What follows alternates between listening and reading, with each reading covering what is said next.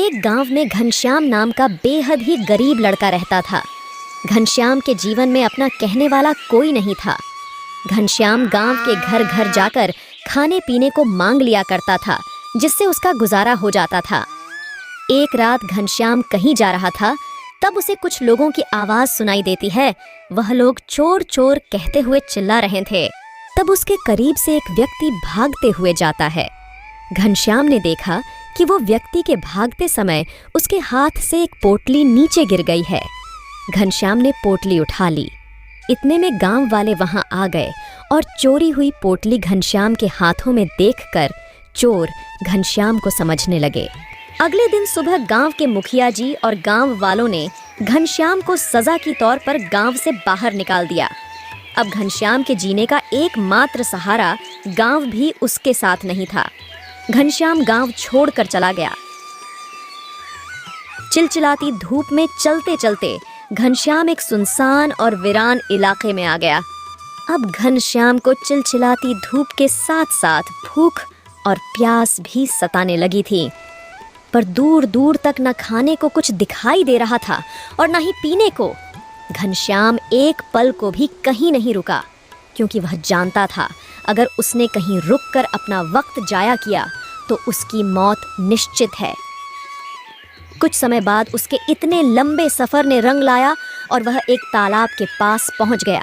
घनश्याम तालाब को देख बेहद खुश हुआ और उसने जी भर के पानी पिया। तब उसे वहां एक आदमी मिला।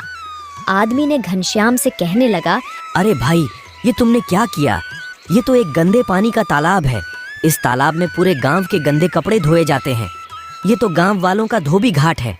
इतना कहकर हंसते हुए वहां से चला गया।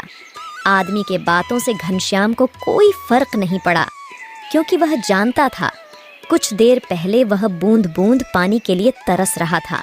अब घनश्याम की प्यास तो मीट गई थी, पर उसे अब बेहद जोरों की भूख लग रही थी।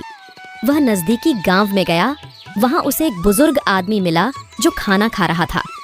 घनश्याम बुजुर्ग आदमी के पास जाकर कहा, बाबा, मुझे बेहद भूख लगी है, क्या कुछ खाने को मिल सकता है?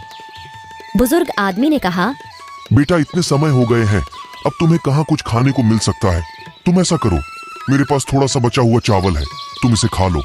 घनश्याम ने बेहद समय से कुछ नहीं खाया हुआ था। वह बुजुर्ग आदमी को मना नहीं कर पाया। उसने चावल खा लिया।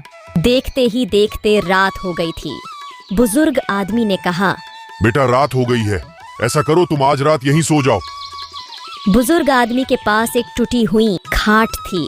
बेटा, मुझे खाट पर नींद नहीं आती है, इसलिए तुम खाट पर सो जाओ।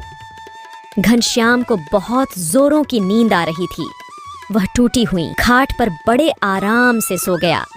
कहानी से हमें यह 3 सीख सीखने को मिलती है। प्यास न जाने धोबी घाट, भूख न जाने झूठा भात, नींद न जाने टूटा खाट। ऐसे ही मजेदार कहानियों को देखने के लिए हमारे चैनल को लाइक और सब्सक्राइब करना न भूले। धन्यवाद।